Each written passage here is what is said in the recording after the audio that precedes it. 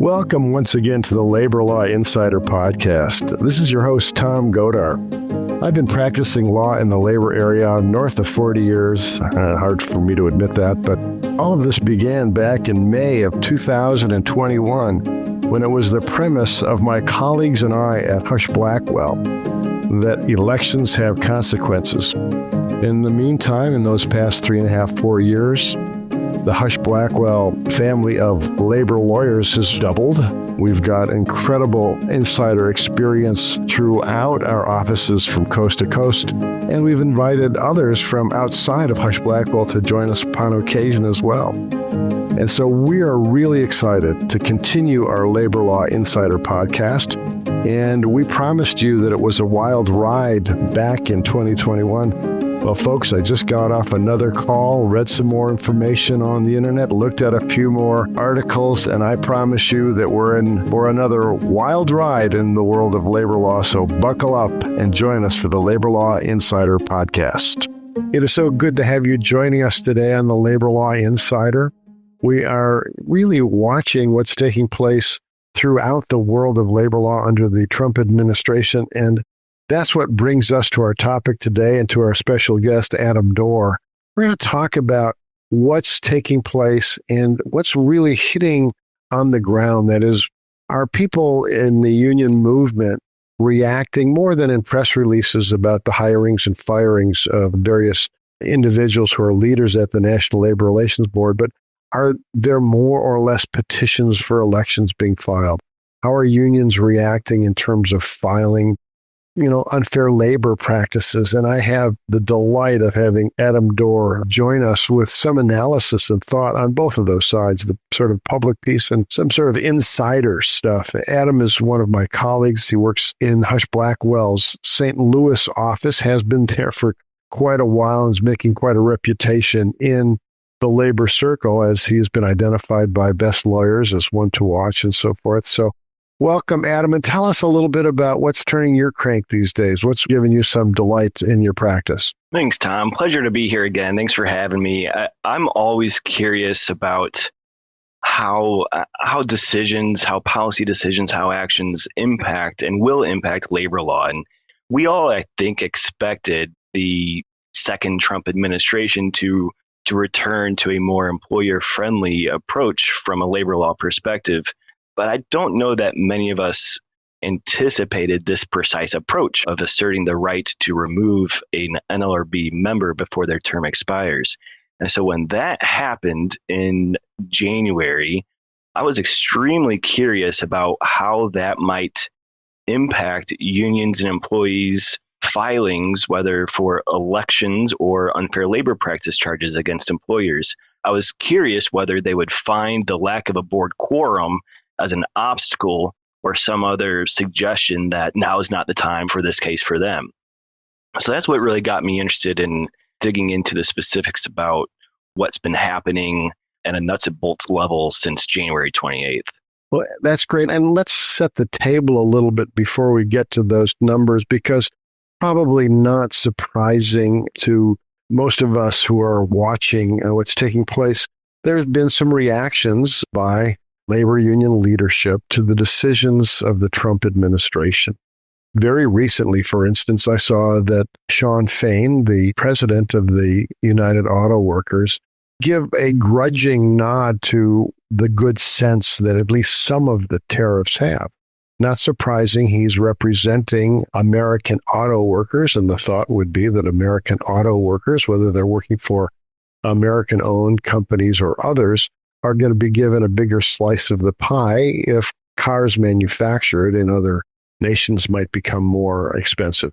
So there was a sort of plaudits about Trump action, though not directly related to unions and ULPs and elections. And there was some begrudging acceptance of the nomination of the Department of Labor Secretary when that was announced and now has been confirmed. The unions thought, this is, for a Republican, this is probably one of the more union-friendly individuals that could take on that role at the Department of Labor. But on some of the other areas, predictably, unions have been pretty unhappy. Okay, just a guess. happy or unhappy that President Trump fired, and we can get to use that word because it is President Trump, of course, fired Gwen Wilcox and Jennifer Abruzzo, a board member and board chair, and the GC, the general counsel of the NLRB. What do you think, Adam? Unions plus or minus on that? Clearly, they're not happy about that. Jennifer Abruzzo was a great supporter of unions. She, of course, was a former union attorney herself and a great friend to the labor movement on the board. So her discharge from her role there is certainly not appreciated by the labor side. Yeah, and the same thing was true. And that wasn't, by the way, unexpected. I mean, President Biden fired General Counsel Robb immediately upon his inauguration as president. There's a little bit of tit for tat. Even some of us were surprised that there wasn't, the day after inauguration kind of firing of General Counsel Abruzzo.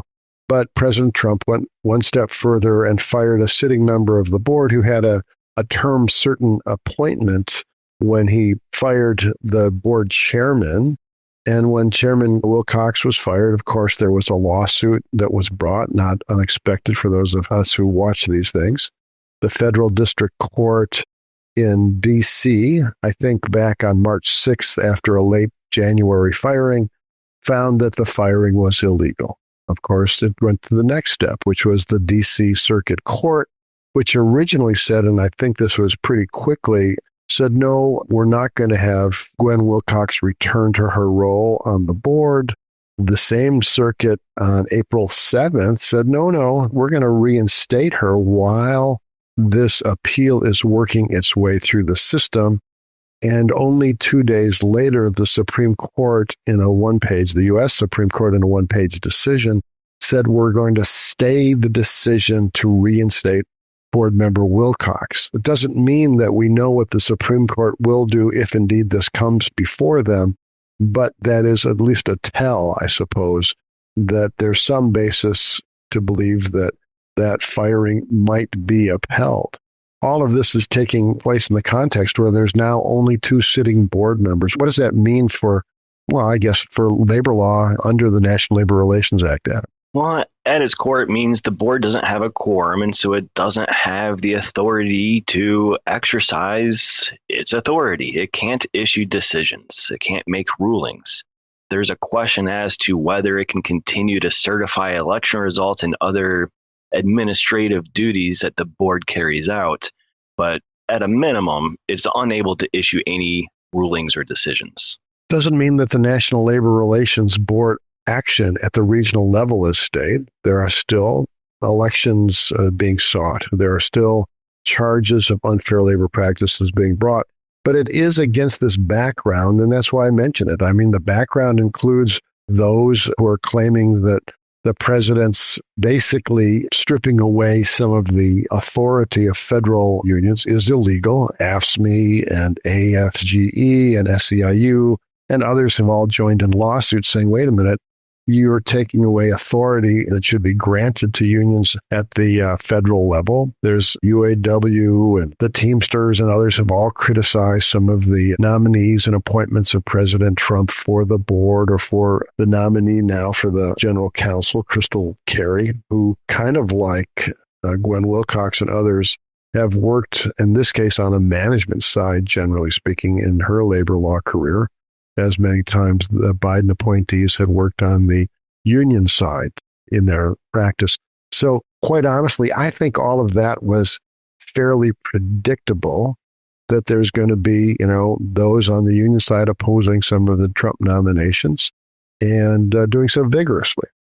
Any surprises on the sort of things we've talked about thus far, Adam? No. The surprise, I think, was that the president chose to remove the sitting member. That hadn't been done before. And I think the expectation was also that if that's the move, then we're just going to stack it with Republican members. But that hasn't been done either. So leaving the board without the quorum is really the uncharted territory that we're in right now. And that's the particular situation which led my curiosity to wonder if the lack of a quorum has in turn caused unions to just disengage with the system. And that doesn't quite seem to be exactly true. at least not as a precipitous moment in time, whereas one day unions were filing charges and the next day, because member Wilcox was removed, they're not. It sure doesn't show that. Well, and let's talk a little bit about that. We could talk about sort of the general reaction of the pro-management or pro-labor movements to these decisions, and we could get more and more. I mean, I've got, frankly, a number of quotes and so forth from newspaper articles, but the general lay of the land isn't surprising. What you talked about is more interesting to me, which is what's really taking place now by the union organizers at a local level. Are they continuing to organize? Are they continuing to file petitions, or they become frustrated? Or are they saying, this is the time we really ought to double down when there's uncertainty and when at least many of the pro-union decisions by the board that was dominated by Biden appointees are still somewhat in effect? Maybe we really ought to work hard at this. So what are you seeing? Let's start off with unfair labor practices from the initiation of Trump's administration or the late January firing. I think it was January 28th, finally, when Abruzzo lost her role as general counsel. What are we seeing in the short term and in the longer term for filings of unfair labor practices, claimed violations of the National Labor Relations Act by unions? So if we look just at the moment of time, January 27, January 28th, when Abruzzo and Wilcox were removed from their roles as GC and member, respectively, I was surprised to see that the number of ULPs, unfair labor practice charges, noticeably spiked on their last day in office, from numbers in the 30s and 40s filed per day to 70 ULP charges filed on January 27, 2025. So that's like a doubling in a day? Essentially. And to me, I wonder if that suggested that there was some inside knowledge that this was coming. And so there was a race to the board, so to speak, to get your charges filed before the board lost its quorum or lost its head GC. After that, charges didn't drop to zero, but it did revert back to 42, 38, 43 a day, which is still strong if you're looking at daily averages over the last several years. And if we look at just since January 28th, the 72 days or so since then, there are still almost 33 ULPs being filed every single day. Now, that's down more than 20% over last year, where there was more than 42 filed every day. But that was a high water mark for the last several years as the Biden administration continued to see activity increase. So it doesn't take long to go back to 2022 when we have very similar ULP filing numbers as we have today.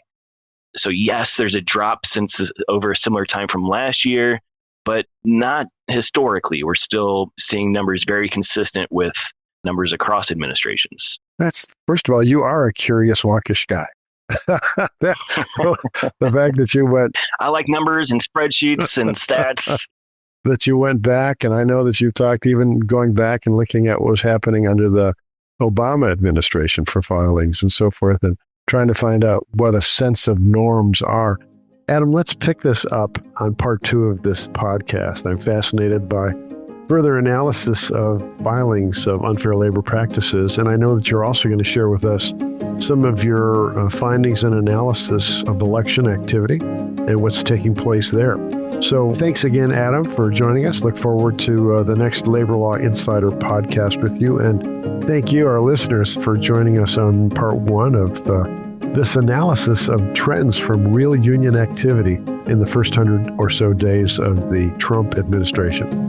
Looking forward to talking with you again in part 2.